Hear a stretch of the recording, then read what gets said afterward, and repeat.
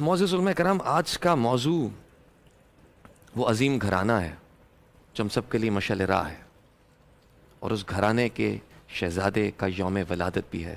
میں چاہوں گا علامہ صاحب آپ آغاز فرمائیں آج کی گفتگو کا، آج کے موضوع کی مناسبت سے۔ بسم اللہ الرحمن الرحیم۔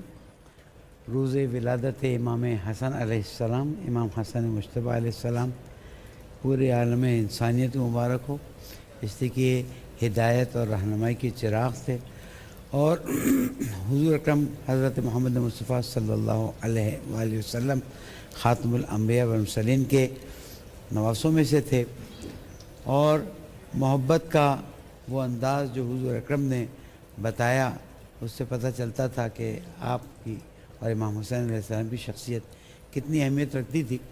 اگر ہم قرآن مجید سے شروع کریں تو ہمیں قرآن مجید میں مختلف آیات میں اس اہم گھرانے کا ذکر ملتا ہے، اور سب سے پہلے ہم آیے تطہیر لے لیتے ہیں، جس میں اللہ سبحانہ وتعالیٰ اہل بیت علیہ السلام کی طہارت کا اعلان فرماتا ہے، اور اس کے بعد آیے مودت لے لیں، قل لا اسألکم علیہ اجرا، یعنی پوری رسالت کی اگر نچوڑ ہے پر اللہ تعالیٰ نے فرمایا کہہ دو مجھے کوئی اجر نہیں چاہیے، کوئی اجر نہیں چاہیے، اور پھر آ کے یہاں پر نتیجہ دیا الا المودۃ فی القربہ، جو میرے قربہ ہیں ان کی مودت کا میں تم سے سوال کرتا ہوں۔ یعنی رسالت سرور کائنات کتنی عظیم، کتنی زحمتیں، کتنی محنتیں، کتنی کوششیں، کتنی مشکلات ہم تصور نہیں کر سکتے۔ خود حضور اکرم صلی اللہ علیہ وآلہ وسلم فرماتے ہیں جس طرح مجھے اذیت کی گئی ویسے کسی کو بھی اذیت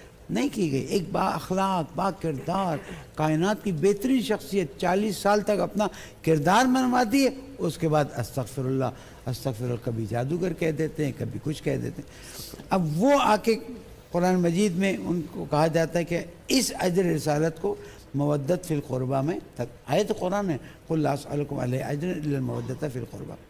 پھر جب نصارہ نجران آئے ہیں اور انہوں نے حضور اکرم کی رسالت و نبوت کو چیلنج کیا، حضور اکرم دلیل دیتے رہے، پھر قرآن میں آیت آ گئی کہ تمام دلیلوں کے بعد بھی فمن حاجک فیہ من بعد ما جاءک من العلم فقل تعالوا ندعو ابناءنا وابناءکم ونساءنا ونساءکم وانفسنا وانفسکم ثم نبتہل۔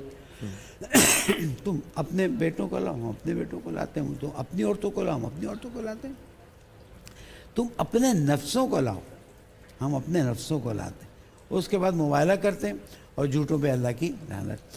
اب جو نصارہ نجران کا بڑا تھا اس نے کہا دیکھتے ہیں صبح کے وقت کیا ہوتا ہے، اگر یہ امت کو لے کر آیا تو ہم بھی کر لیں گے مباہلہ، امت کی خواتین کو لے کر آیا، امت کے بچوں کو لے کر آیا، یعنی اس کے الفاظ میں بیان کر رہا ہوں توہین نہ ہو جائے، یا اپنے رشتہ داروں کو لے کر آ گیا تو ٹھیک ہے۔ لیکن جب صبح دیکھا سورج طلوع ہوا تو دیکھا وہاں پر 5 نورانی ہستیاں آ رہی تھیں، ہم فاطمہ و ابوہا و بالوہا و بنوہا، امام حسن کی انگلی پکڑی ہوئی تھی، ادھر امام حسین گود میں تھے، اور ایک خوبصورت قافلہ آ رہا تھا، وہ قافلہ جس نے اسلام کو بچانا تھا، جس نے انسانیت کی ہدایت کرنی تھی۔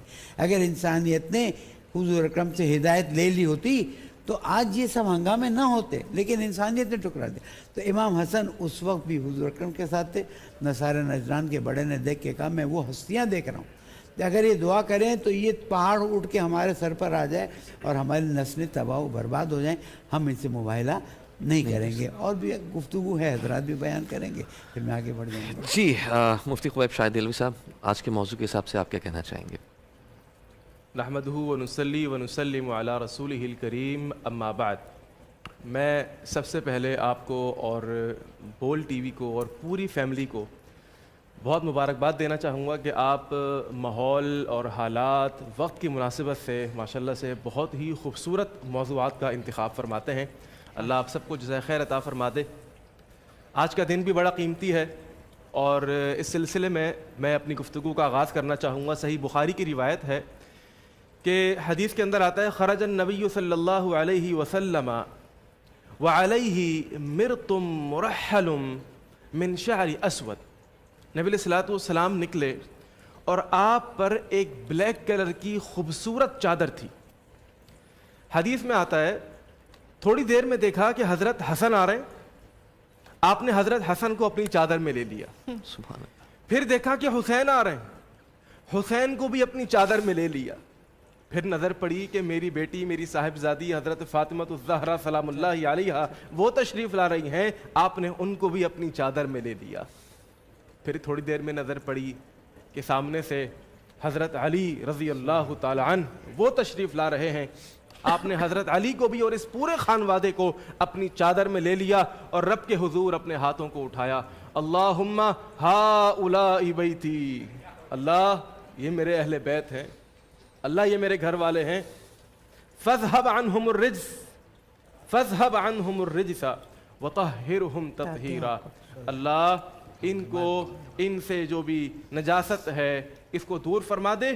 وطہرہم تطہیرا, اور ان کو طاہر اور مطہر کر دے, ان کے اندر سے ساری ظاہری ان کو پاک کر دے, ظاہری اعتبار سے, باطنی اعتبار سے, انفرادی اعتبار سے, اجتماعی اعتبار سے, جسمانی اعتبار سے اور روحانی اعتبار سے. میں یہاں پر عرض کرتا چلوں, صحیح بخاری کی ایک اور روایت, حدیث میں آتا ہے قام رسول اللہ صلی اللہ علیہ وسلم فینا خطیبا, نبی علیہ الصلوۃ والسلام جو ہے وہ خطبہ ارشاد فرما رہے ہیں, اور اتنا عظیم خطبہ آپ نے لوگوں کو مخاطب کیا اور فرمایا الا ایھا الناس, اے لوگوں میری بات کو غور سے سنو. کیا بات ہے؟ آپ نے فرمایا انی تارک فیکم الثقلین, میں تمہارے درمیان دو بھاری بھرکم چیزوں کو چھوڑ کے جا رہا ہوں. میں اس حدیث کو سناتے ہوئے اپنے تمام ناظرین کی توجہ چاہوں گا, انتہائی اہم ترین حدیث. آپ نے فرمایا کہ میں تمہارے درمیان دو بھاری بھرکم چیزوں کو چھوڑ کے جا رہا ہوں. پہلی چیز کیا ہے؟ اولہما کتاب اللہ, اللہ کا کلام, قرآن پاک, فیہ ہدن و نور, اس میں ہدایت بھی ہے, اس کے اندر روشنی بھی ہے, اس کے اندر نور بھی ہے. ایک روایت میں آتا ہے ترکت فیکم امرین, میں تمہیں دو چیزیں دے رہا ہوں, لن تضلوا, جب تک تم ان دو چیزوں کو مضبوطی سے تھام کر کے رکھو گے تم ہرگز ہرگز کبھی بھی گمراہ نہیں ہوگے. اور یہ جو مذکورہ روایت صحیح بخاری کی میں آپ کی خدمت میں عرض کر رہا ہوں, اس میں دوسری چیز پتہ ہے کیا ذکر فرمائی؟ آپ نے فرمایا اذکرکم اللہ فی اہل بیتی ثلاثا, 3 مرتبہ فرمایا میں تمہیں اہل بیت کے حوالے سے اللہ کا ڈر رکھو, اہل بیت کے حوالے سے اللہ کا ڈر رکھو, اہل بیت کے حوالے سے. اللہ ہوں وہ ابو بکر ہوں, وہ عمر ہوں, وہ عثمان ہوں, وہ علی ہوں, وہ عشرہ مبشرہ ہوں, وہ بدری صحابی ہوں, وہ غیر بدری صحابی ہوں, وہ جتنے بھی اہل بیت ہوں, وہ سب ان کی عزت کرنا, ان کو احترام دینا, ان کو وقار دینا ہم سب پر فرض ہے, واجب ہے, لازم ہے, اور سب سے بڑھ کر ہمارے ایمان کا حصہ ہے. بے شک, سبحان اللہ.